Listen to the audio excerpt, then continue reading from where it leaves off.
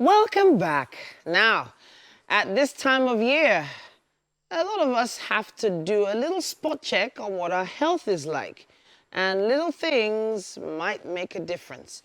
We're joined by Professor Adewale Baderinwa Sunday. He's an alumni of the International University Medicina Alternativa in Ceylon, Sri Lanka.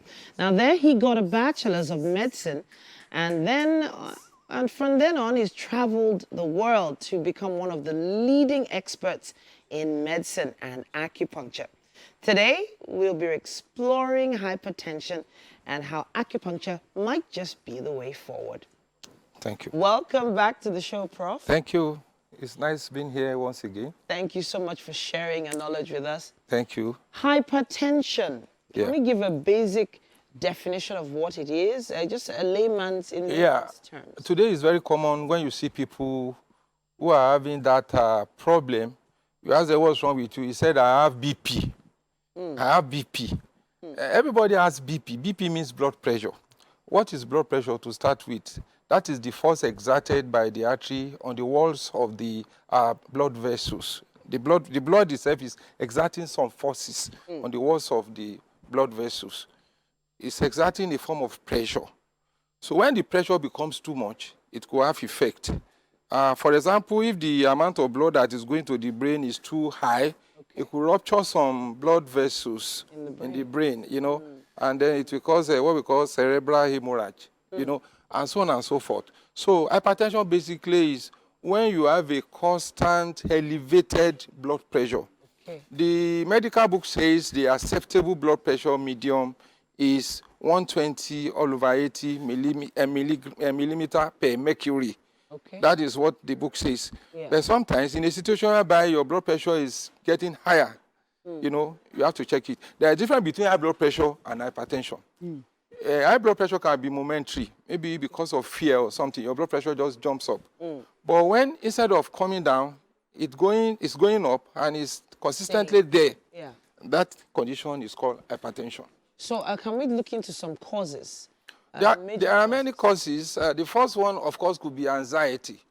Anxiety could be some expectations that couldn't be met, or you're anticipating you want to get something. Because of that, you are having sleepless night. And apart from that, you have sudden bad news. You have some worries. That is under anxiety, you know. The second one could be cardiac disorders.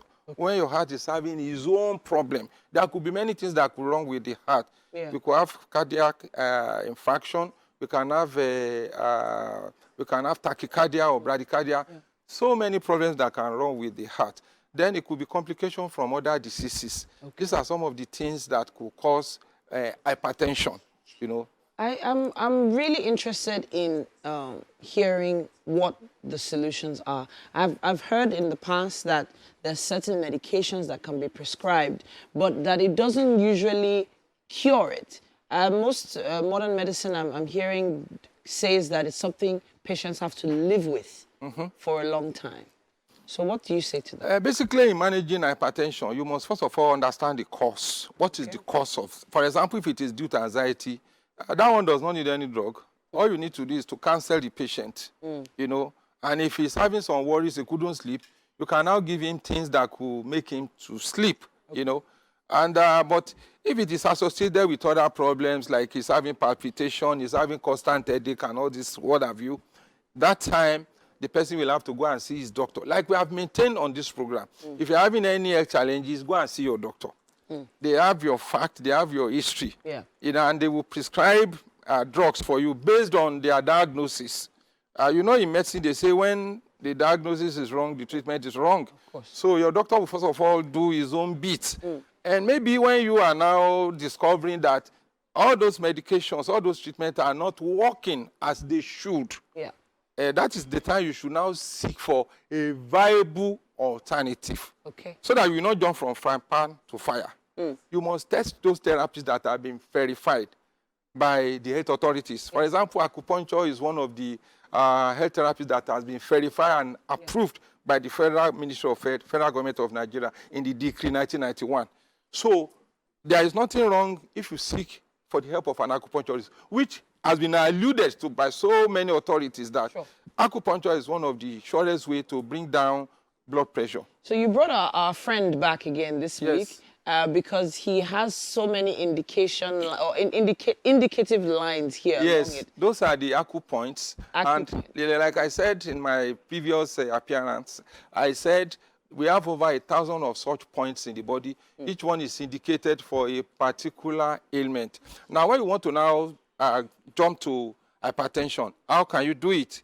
Maybe that should be our next question. Sure. The first thing you do is, after checking your BP's patient, your patient's blood BP, pressure, yeah. you allow him or her to be in a supine position. This is To lie supine down. position. Yeah. You lie on your back, you face the sky. After you have stayed there for about a minute, you will now start with your needling. The needles are here. Okay. You will start with the needling around the vertex. Okay. That is called the governing point in acupuncture. It governs all other points in the body. Wow. From there, you move to the chest region. In between the nipples, the midpoint there in the mediastinum region. Okay. That point is called point Shansong. It's an influential point for all thoracic disorders.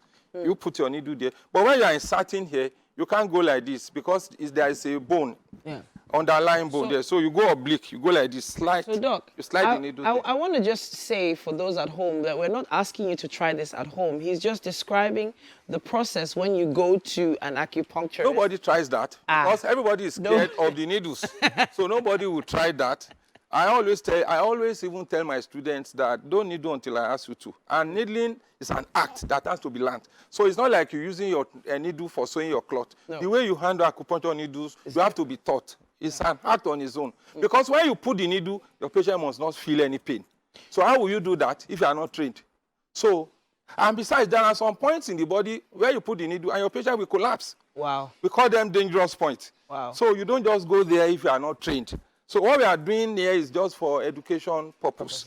You know. When you mentioned from the head, then yes, you go to the midpoint between the two nipples. Yeah. There is a point there which controls the thoracic activity. From there, you go to the elbow region. We have a point there which is an homeostatic point. What is an homeostatic point? That is the point that enables all the body working parameters to function at equilibrium. Wow. And that point is specifically good for hypertension. You see, a lot of people say, how does acupuncture work like that? Because if you are running an elevated blood pressure, when you take acupuncture, within minutes, your blood pressure will crash, you know, without any drugs, you see? Wow. So that is authoritative. Then apart from that, you go to the wrist region. There is a point on the wrist region here. We have a muscle here called flexor-carpi ulnaris muscle at the wrist crease here.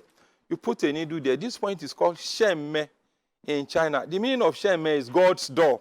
Wow. Let's say your patient has not been sleeping. When you put the needle there, within 5 minutes, your patient will be snoring, even if he has not been sleeping for days. Wow. Put the needle there. You might have seen all these things in Chinese film, you know. Wow. You put the needle there. That's Shenme for you. Now, when you leave that place, if it is associated with palpitation, in other words, the heartbeat is running, you can also go to the same hand, 3 fingers below the wrist crease here, between the two muscles. We have 2 muscles here, flexor carpi radialis and palmaris longus. You put the needle here, the palpitation stops almost immediately. From there, you move to the leg region. We have a point in the leg here, which is located between the big toe and the second toe, 3 finger breadth there. Wow. That point is also a dangerous point. Why? To put a needle here is not dangerous. Wow. But the psychological effect, it has the ability to bring down the blood pressure down abruptly. So you have to be careful when you are using that point. But when you leave that, you go to the lateral part of the leg here, just above the malleolus, lateral malleolus, medial malleolus. There is a point there again, which the Chinese call Sayin Chia Ho.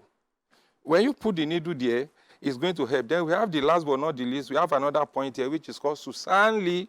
It's located very close to the tibia tuberosity, you know. But if your patient is having issues in sleeping, there are 2 points you will use below the hair here. Amian 1 and Amian 2, they are located very close to the cerebellum. When you put the needles there, your patient sleeps off. So what we are saying in essence is, if you are an hypertensive patient and you have been trying drugs, and don't forget that those drugs, they have their own side effects. I'm not discrediting drug therapy here. Sure. But everybody knows that, even the pharmacists, they will tell you that a drug is a potential poison. So you should not abuse drugs. But when you use it and you didn't get result, you have to seek for alternatives. I even have so many medical doctors who are my patients. So medicine is not something that is rigid. I was actually going to talk a bit about the medication issue now, because we've been hearing so many reports that the cost and prices of medication highly prohibitive. rocketed over Yes. time, and there are even a lot of pharmaceutical companies that are leaving Nigeria as well for whatever reason, making it important to now import some of those medications, thereby doubling the cost of those medications as well. Now, with one, should I call it a treatment of acupuncture? Yes. Does this permanently solve the problem, or is this a It continuous depends on the process? duration of the ailment and the cause. Okay, One visit to the acupuncturist doesn't solve the problem. okay, But one thing that is as sure as day and night is that it's going to bring down the blood pressure. okay. Then, after that, you will now look at what are the underlying causes. You will start still dealing with them with acupuncture. In some instances, you can combine it with drug therapy. It is allowed. That is why they call it complementary medicine. Okay. It can be combined. So, if you have hypertension, it's not a death sentence. You know, there are other viable alternatives. If you have diabetes, it's not a death sentence. I believe maybe in our subsequent edition, we are going to discuss that one. Okay. Because some of them, they are interrelated, you know, and they can be managed effectively using acupuncture. These are things anybody can Google. It's not that somebody is just coming here trying to bamboozle people. You can Google it. You can Google it. You know? Even if you have some suspicions at home, Yeah. there's a reason why you brought this blood pressure. Yes, monitor. it's very important because I'm sure a lot of us have these at home. If you know you are an hypertensive patient, this is a very unique equipment you should have. But there is a warning. If the one you are having uses battery, the moment you stop using it, remove the batteries. Because when the batteries are there, it will give you false reading. And the tendency will be you want to now give yourself self-medication, which is very, very dangerous. Don't involve in self-medication. Now that we even have so many fake drugs around the corner. Yeah. So one has to be very careful. So if you must use this, and don't be using it every time, because some people, they'll be using it every day. Some people can even use it 3 times a day. No, it's not like that. When you use that, it's going to put more stress on you. Okay. And it can even elevate So, your in blood. other words, checking your blood pressure might give you high blood pressure.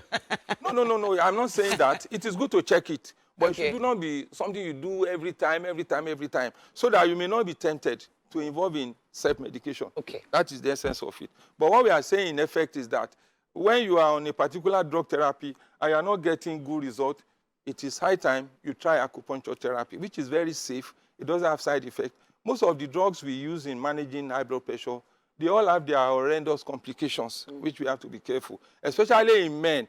If you are an hypertensive patient, you are put on antihypertensive drug, the first place is going to attack is your libido.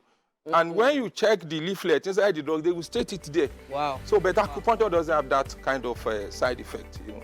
Doc, Prof, thank you so much for joining us on the show. As always, we always learn something new.